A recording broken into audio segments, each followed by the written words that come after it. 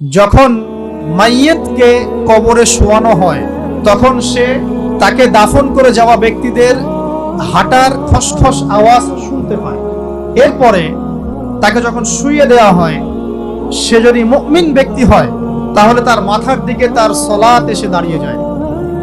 দুনিয়াতে আপনি যে নামাজগুলো পড়েছেন, আমি যে নামাজগুলো পড়ছি, এগুলো মাথার দিকে দাঁড়িয়ে যায়। ডান দিকে চলে আসে তার সওম মানে কি? রোজা। বাম দিকে চলে আসে যাকাত। তারপরে পায়ের দিকে চলে আসবে তার আত্মীয়তার সম্পর্ক রক্ষার ইবাদত, তার এই যে অন্যান্য দান সদকা, তার নফল আমল, তার তাসবিহ তাহলিল, তার কোরআন তেলাওয়াত ইত্যাদি পায়ের দিকে চলে আসবে। এখানে একটা হাদিস এসেছে, সূরাতুল মুলক যে ব্যক্তি রাতের বেলা তেলাওয়াত করবে, কোন সূরা ভাই?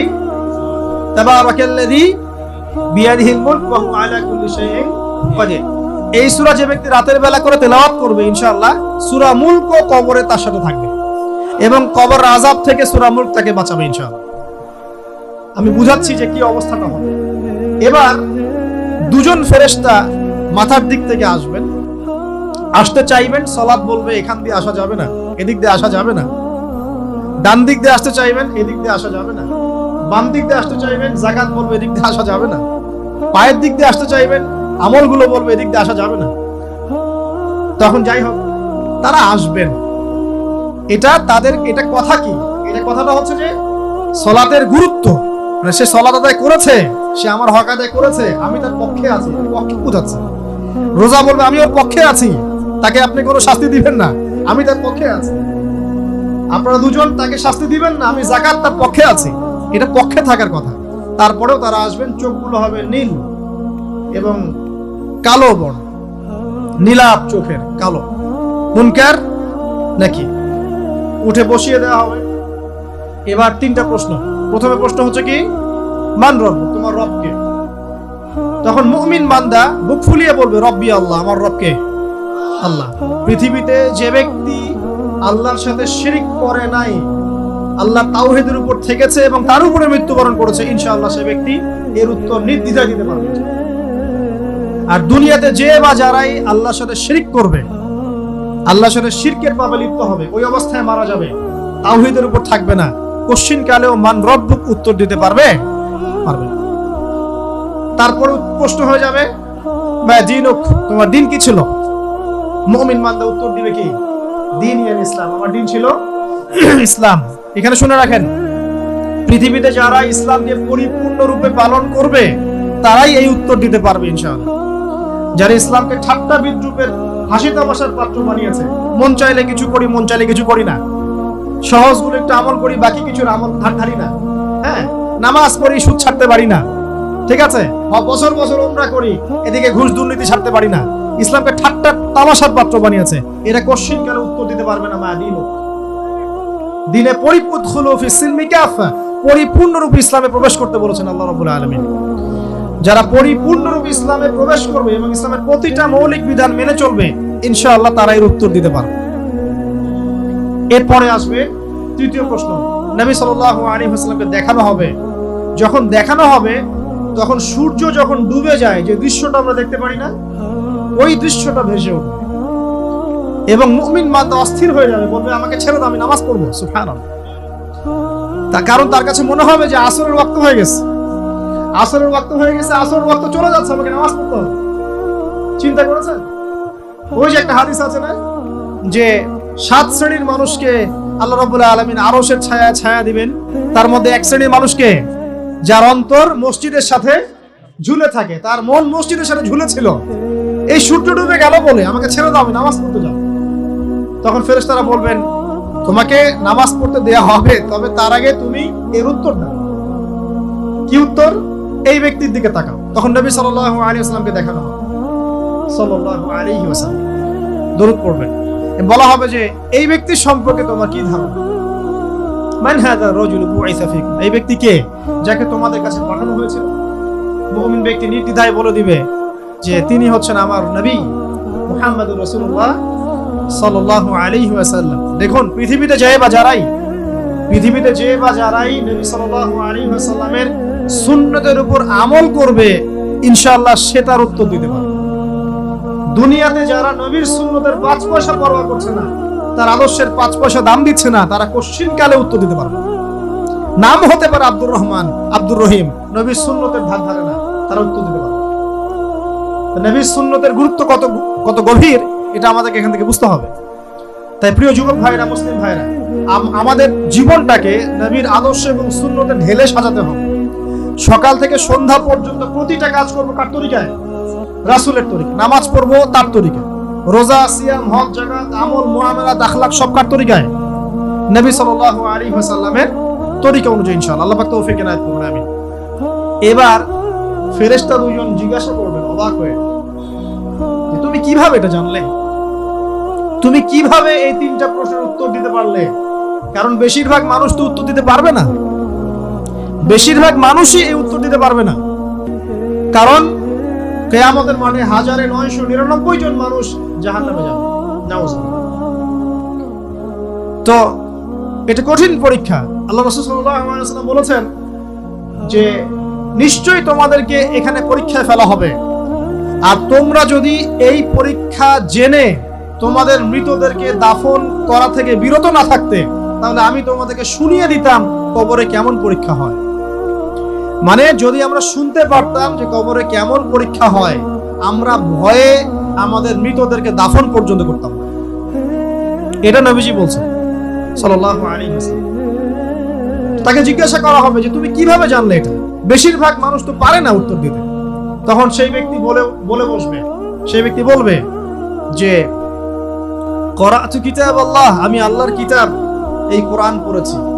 মুমিন বলবে আমি আল্লাহর কোরআন পড়েছি, ফাআমানতু বিহি, আমি এর উপর ঈমান এনেছিলাম, ওয়া সাদ্দাকতু, এবং সত্যায়ন করেছিলাম। সুবহানাল্লাহ।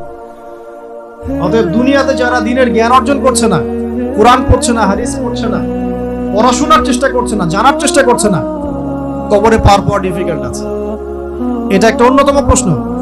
আমরা কিন্তু মনে করি 3টা প্রশ্ন হচ্ছে, আসলে প্রশ্ন হচ্ছে কয়টা? 4টা। 3টার পরে আরো একটা এক্সট্রা। কিভাবে জানলে? তখন উত্তর দিচ্ছে আমি আল্লাহর কিতাব পড়েছি, ঈমান এনেছি, সত্যায়ন করেছি। সুবহানাল্লাহ। নবী সাল্লাল্লাহু আলাইহি ওয়াসাল্লাম হাদিসের পরের অংশে বলছেন যে যখন কাফের বান্দাকে উঠানো হবে, তখন ডানেও কিছু নাই, বামেও কিছু নাই, সামনে পিছনে কিচ্ছু নাই। মাথার দিক থেকে ফেরেশতারা চলে আসবে, উঠিয়ে বসানো হবে, প্রশ্ন করা হবে কে তোমার রব? একটাই উত্তর, লা আদরি, আমি জানি না। নাউজুবিল্লাহ। কি তোমার দিন? লা আদরি, আমি জানি না। এই যে আল্লাহর তো খবর নাই, আল্লাহ পাকের বিধান মেনে চলার কোনো খবরই নাই, পরোয়াই নাই। সে জানবে কিভাবে ইসলাম কি জিনিস? সে জানবে কিভাবে আল্লাহ কি জিনিস? ও তো আল্লাহকে চিনেই না। দিব্যি বলে বেড়াচ্ছে মহাবিশ্ব সৃষ্টি হয়েছে বিগ ব্যাং থেকে, আল্লাহ বলে কেউ নাই।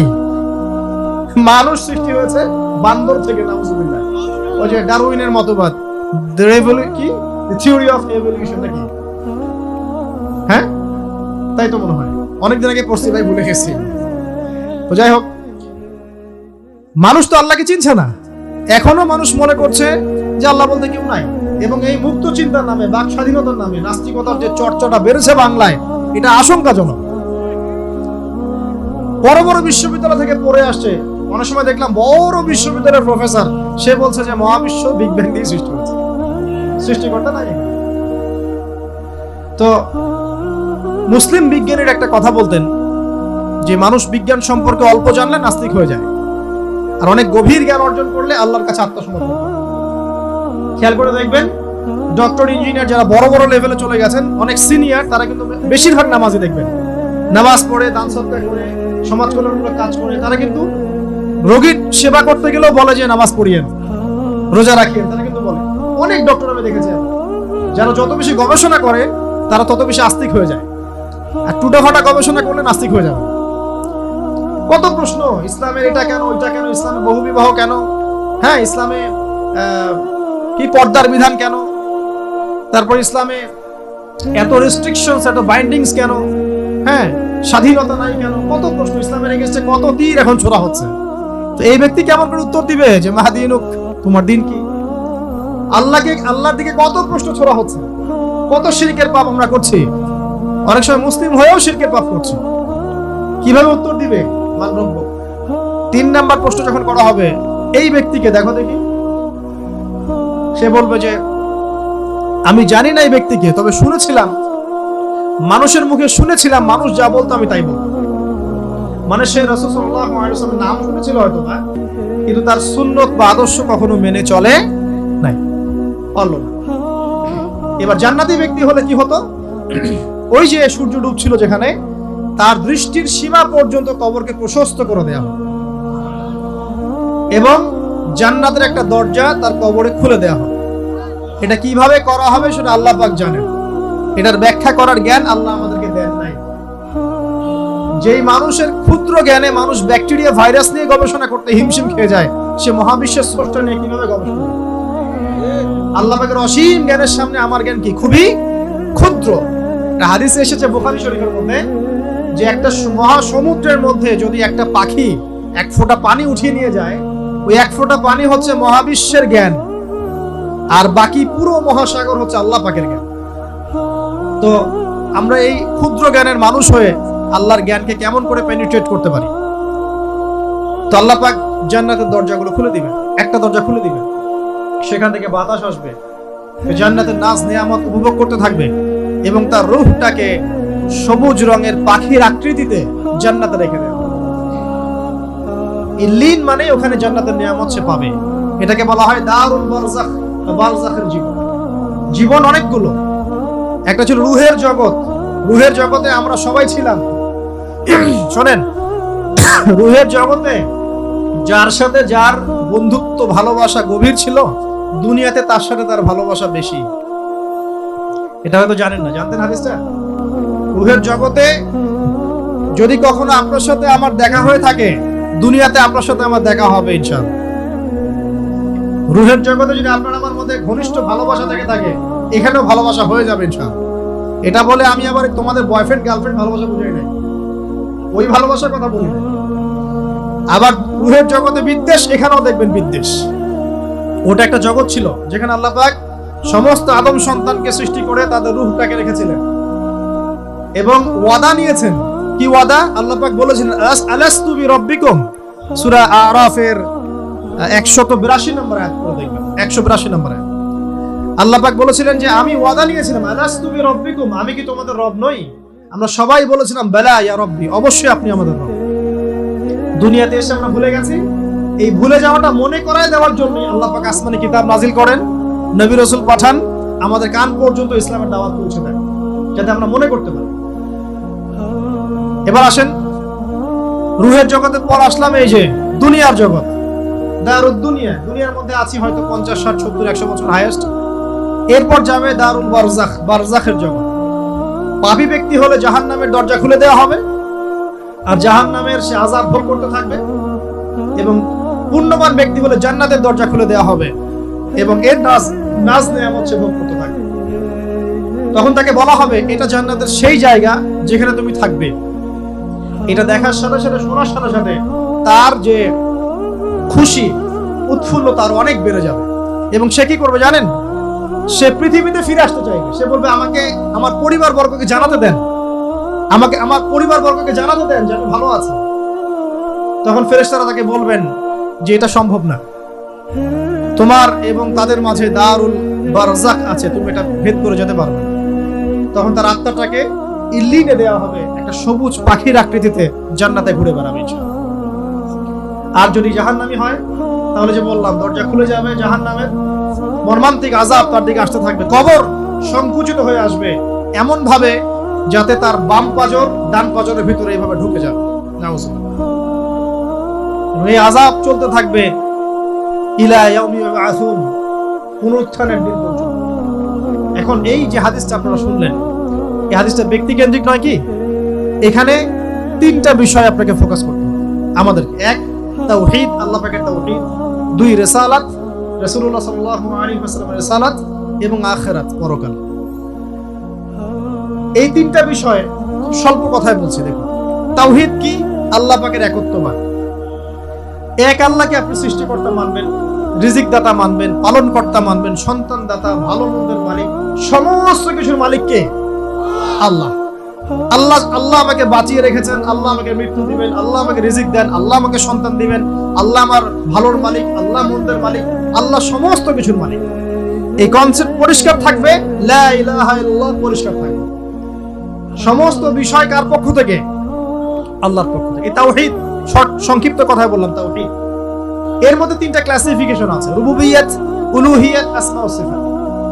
এটা আপনারা কিতাবুত তাওহীদ বই থেকে পড়ে নিন। সংক্ষেপে বলে দেই, রুবুবিয়্যাত আল্লাহ পাকের সমস্ত বিষয়গুলো তার দিকে সম্বন্ধ করা, সৃষ্টিকর্তা, পালনকর্তা, রিজিক দাতা সবকে আল্লাহ। উলুহিয়্যাত কি? দুনিয়াতে এসেছি আল্লাহ পাকেরই দাসত্ব করতে হবে, অন্য কারো দাসত্ব চলবে না, তাওহীদ উলুহিয়্যাত। আসমা ও সিফাত কি? আসমা সিফাত মানে হচ্ছে আল্লাহ পাকের নাম গুণাবলীগুলো আছে, আল্লাহ পাক রহমান, আল্লাহ পাক রহিম, আল্লাহ পাক রাজ্জাক, হ্যাঁ, আল্লাহ পাক গফুর, আল্লাহ পাক শদীদুল ইকাব, সমস্ত গুণাবলী কার? আল্লাহ। এই হলো আসমা ও সিফাত। আল্লাহ পাক যেমন, আল্লাহ পাক তেমন, আল্লাহ পাক নিজের মতো, কারোর সাথে তুলনীয় নন।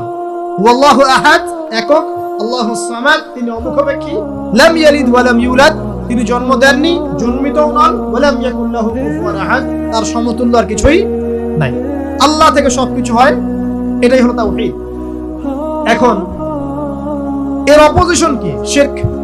তাওহীদের বিরুদ্ধে গেলে কি হয়ে যাবে? শিরক। কেউ যদি মনে করে যে আল্লাহ ছাড়া কেউ আমাকে জীবন দিতে পারে, আল্লাহ ছাড়া কেউ আমাকে মারতে পারে, আল্লাহ ছাড়া কেউ আমাকে রিজিক দিতে পারে, অথবা আল্লাহ ছাড়া কেউ সন্তান দিতে পারে, আল্লাহ ছাড়া অন্য কারো কাছে কেউ যদি দোয়া করে, আল্লাহ ছাড়া অন্য কারো জন্য নজর মানত করে, আল্লাহ ছাড়া অন্য কারো নামে কসম খায়, আল্লাহর হালালকে হারাম করে দেয়, আল্লাহর হারামকে হালাল করে নেয়, ঠিক আছে? আল্লাহ থেকে শুভ অশুভ আসে না, শুভ আল্লাহর পক্ষ থেকে আসে, অশুভ শয়তানের পক্ষ থেকে আসে, এমনও যদি কেউ মনে করে, শুভ অশুভ দুটোই আল্লাহর পক্ষ থেকে আসে, কিন্তু কেউ যদি মনে করে না শুভগুলো আল্লাহর পক্ষ থেকে, অশুভগুলো শয়তানের পক্ষ থেকে, এমনও যদি মনে করে, শিরক হয়ে যাবে। মুসলিমরা চলাফেরায় শিরক করছে। এখন মুসলিমরা আল্লাহ ছাড়া অন্য কারো কাছে চাচ্ছে, মুসলিমরা অনেকে কবরে সিজদা করছে, মুসলিমরা অনেকেই মৃত মানুষের কাছে দোয়া করছে, হাতে বালা পরে আছেন, খোলেন না। কেন খোলেন না? ভয়ে যদি আপনার ক্ষতি হয়, শিরক। মুসলিমরা দেখবেন আগুনের সামনে মাথা নত করছে, মুসলিমরা এখন মেডিটেশন করে, ধ্যান করে, মুসলিমরা জিনকে তাবে করতেছে, অনেক সময় দেখা যায় মুসলিমরা জাদু করতেছে, জাদুবিদ্যা, কুফরি কালাম করছে না? করছে, সবই শিরক, সবই শিরক। মুসলিমরা দেখবেন আল্লাহর হালাল যেগুলো আছে এগুলোকে হারাম করে ফেলছে, আবার অনেক সময় আল্লাহর হারামগুলোকে হালাল করে নিচ্ছে। সুদ কি ভাই? এখানে ফরজ, হালাল করে নেওয়া হয়েছে। মদ কি? তোমাদের কাছে তো ওয়াজিব, না খাইলে ঘুম হয় না। তো এই যে আল্লাহ হারামগুলোকে কি করছি আমরা? হালাল করে ফেলছি, এটাও শিরক, কুফরি একটা। তো এক কথায় তাওহীদের উপর যারা থাকবে, মান রব্বুক উত্তর দিতে পারবে ইনশাআল্লাহ। যারা শিরক করে ফেলবে ওই অবস্থায় মারা যাবে, মান রব্বুক উত্তর দিতে পারবে না। আমার কথা কি বোঝা যাচ্ছে? আমি সহজ করার চেষ্টা করছি, কিন্তু হয়তো পারছি না, এটা আমার ব্যর্থতা। এক কথায় যদি আমরা কবরের প্রথম প্রশ্নের উত্তর দিতে চাই, তাহলে আমাদেরকে অবশ্যই তাওহীদের উপর থাকতে হবে, শিরকে যাওয়া যাবে না। প্রিয় ভাইরা, শিরকের পাপ থেকে আজকে তওবা করে ফেলবেন। আল্লাহ জেনে না জেনে জীবনে যত শিরক করেছে আল্লাহ মাফ করুন, আমিন। এবং আগামী দিনগুলোতে শিরকের পাপে লিপ্ত হয় না। প্রিয় ভাইরা, যদি আপনার আমলনামায় আসমান জমিন সমানও পাপ থাকে, শিরকের পাপটুকু না থাকে, আল্লাহ পাক আপনার পুরো পাপ মাফ করতে পারবেন ইনশাআল্লাহ। আল্লাহ পাক বলেছেন, মেরাজের রাতে নবী সাল্লাল্লাহু আলাইহি ওয়াসাল্লামকে আরশে আজিমের কাছে উঠিয়ে নিয়ে আল্লাহ পাক 3টা ওহী করেছেন। কয়টা ওহী? একটা ছিল 5 ওয়াক্ত নামাজ, ঠিক আছে? 2টা হচ্ছে, 2 নাম্বার হচ্ছে সূরা বাকারার শেষের 3টা আয়াত, 3 নাম্বার একটা ওয়াদা, একটা প্রতিশ্রুতি। সেটা কি? হে মুহাম্মদ সাল্লাল্লাহু আলাইহি ওয়াসাল্লাম, তোমার উম্মতের মধ্যে কেউ যদি আসমান জমিন সমান পাপ নিয়ে আমার সামনে হাজির হয়, কিন্তু আমার সাথে কাউকে শরীক না করে, শিরক না করে, তাহলে আমি আল্লাহ তার সামনে আসমান জমিন সমান ক্ষমা নিয়ে হাজির হব, মানে মাফ করে দেওয়া হবে ইনশাআল্লাহ। অতএব শিরকের পাপে যায় না, ইনশাআল্লাহ জান্নাতে যাওয়া যাবে। যে ব্যক্তি মন থেকে একবার লা ইলাহা ইল্লাল্লাহ পড়েছে, সমস্ত বিষয় আল্লাহর দিকে সুপর্দ করে, তার অন্যান্য অনেক পাপ থাকতে পারে, আল্লাহ পাক চাইলে সব পাপ মাফ করতে পারে। অতএব মান রব্বুক উত্তর দিতে চাইলে শিরকের পাপে যাওয়া যাবে? যাবে। আধুনিক শিরকের মধ্যে সবচেয়ে ভয়ঙ্করটা হচ্ছে এটা, যে আমরা আল্লাহর হালালকে হারাম করে নিচ্ছি। দ্বীনি ইলম অর্জন আল্লাহর জন্য প্রতিটা কাজের করার আগে নিয়াত ফিক্স করবেন, কেন করব? পরকালীন স্বার্থ থাকলে করব, না হলে করব। কেন তুমি টিকটকে যাবা না? কারণ পরকালীন কোনো স্বার্থ নাই। কেন তুমি ফ্রি মিক্সিং অ্যাফেয়ার্সে যাবা না? কারণ পরকালীন কোনো স্বার্থ নাই। কেন মদ খাবা না? পরকালীন কোনো স্বার্থ নাই। কেন মিউজিকে যাচ্ছ না? কারণ পরকালীন কোনো স্বার্থ নাই। কেন তুমি এই যে সুদ খাবা না, কারণ পরকালীন কোনো স্বার্থ নাই। যে কাজে পরকালীন কোনো স্বার্থ নাই সে কাজে কোনো মুমিন মুসলিম নাই।